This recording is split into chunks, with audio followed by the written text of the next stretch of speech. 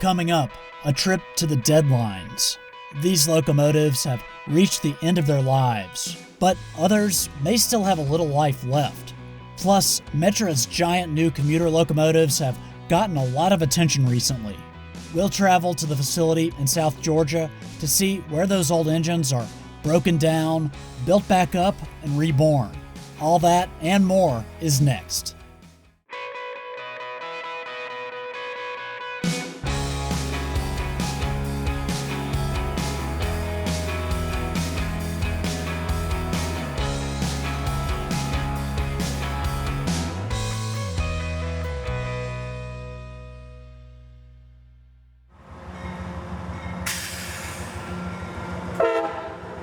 Waycross, Georgia. To say this is a railroad hotspot is an understatement. Multiple lines meet here, and it's home to the massive Rice Yard. And that's where this train is headed. The yard here is around 850 acres and has more than 100 miles of track. It also has several maintenance facilities. This part of the property includes the heavy repair shop and the paint shop where CSX's heritage units were painted. There are also some oddities hanging around here, like these ex-Pan Am Railways FP9s. Despite the age of those old F units, they still look pretty good, but that is not the case with everything in Waycross.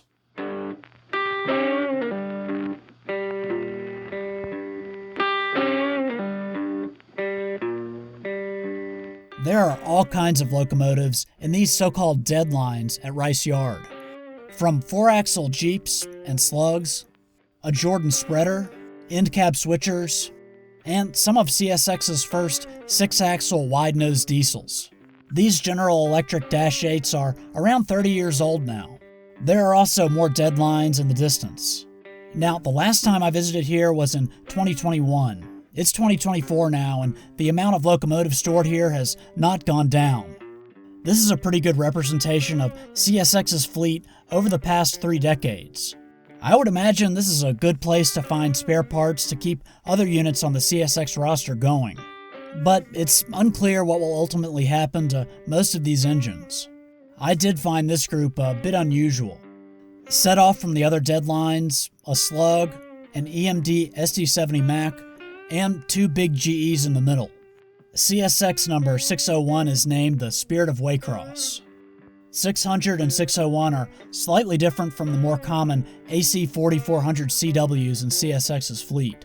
These were originally pre-production GE AC 6000 CWs, meaning they had a whopping 6,000 horsepower. Note the extra large radiator housing. Later in life, they were downgraded with more modern engines producing 4,400 horsepower. Fortunately, there may be hope for these units. They could be used as spare parts, but recently CSX has been rebuilding some of its AC power. That is, locomotives that have alternating current instead of direct current traction motors. These motors are more durable, reliable, and provide better adhesion. It's not uncommon to see GE rebuilds like this one.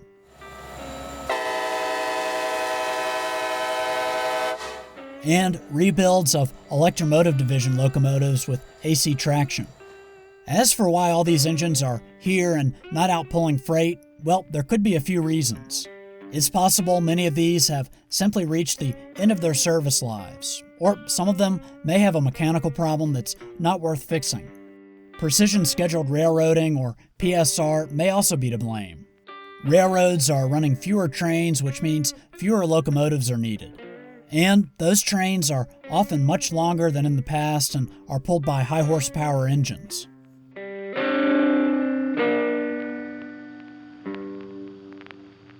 The deadlines at Rice Yard are a pretty impressive sight, especially when you see them from the air, but not every stored unit ends up sitting idle for years until it's scrapped.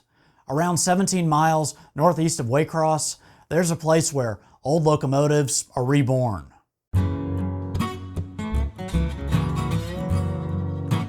You probably wouldn't expect to see 2 large freight diesels parked next to a cotton field in South Georgia, but here they are.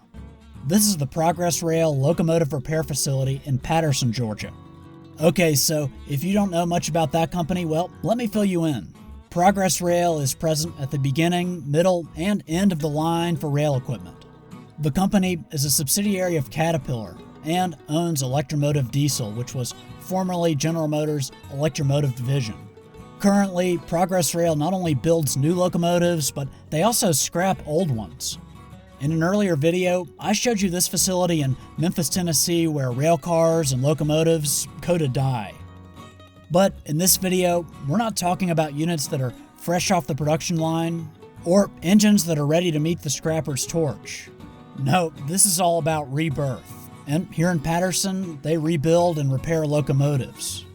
According to its website, Progress Rail offers overhaul, repower, and rebuild options.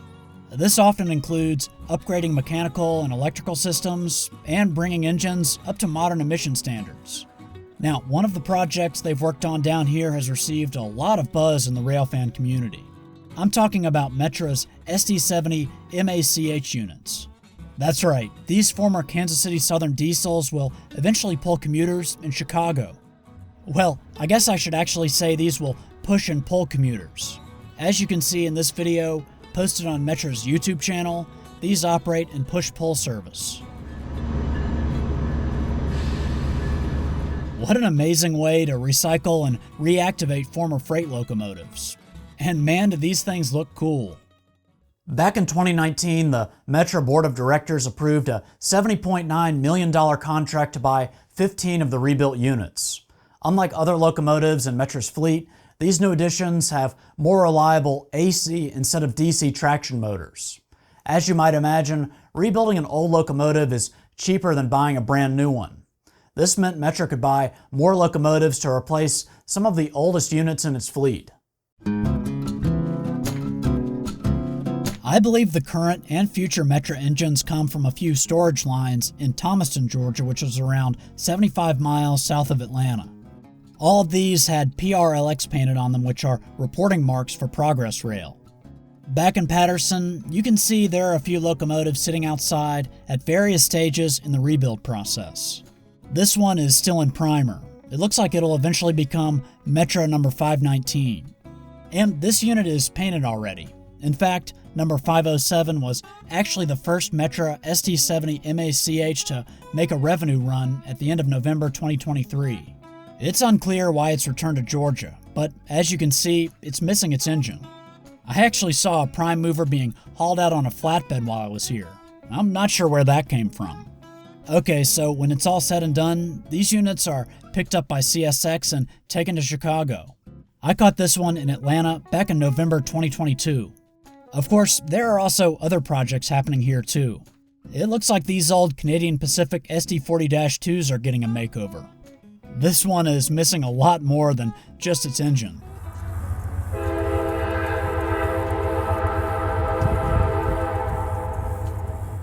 On the other side of the property, there are various locomotive components sitting in an open field. That includes a partially covered cab and a locomotive frame. Units come here from around the country, so who knows? You may have actually seen something that's been rebuilt at this shop. You know, these days you're more likely to see a rebuilt locomotive than one that's brand new. Norfolk Southern, with help from Wabtec, are well known for their rebuild programs. The companies have converted hundreds of former GE-9s into AC44C6Ms, and these feature AC instead of DC traction motors. Norfolk Southern has also converted old EMD locomotives. And Union Pacific has also done something similar with some of its older GE locomotives. There are really too many locomotive rebuilds and storage areas to talk about in one video, but I hope you enjoyed this brief look. Anyway, that's it for now. As always, thanks for watching, and I'll see you next time.